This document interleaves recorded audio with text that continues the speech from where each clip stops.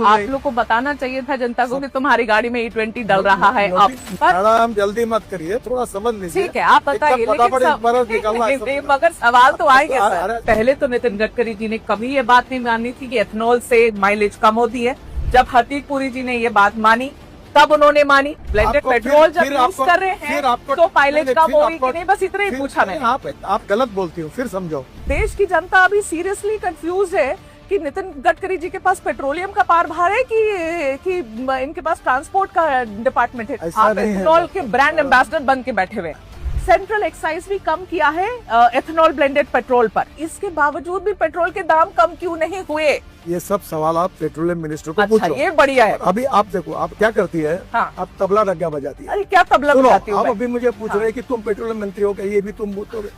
Sir जो pure petrol है XP 170 rupees per litre, 170 रुपए प्रति लीटर, सर कौन भराएगा गाड़ी में बताओ? ये पेट्रोलियम विषय के जितने प्रश्न है ना, अब वो पेट्रोलियम मंत्री से ही बात करें। आपके बेटे की जो कंपनी है सियान एग्रो, उसकी नेट प्रॉफिट पिछले 5 सालों में 4500% ऊपर बढ़ गई है।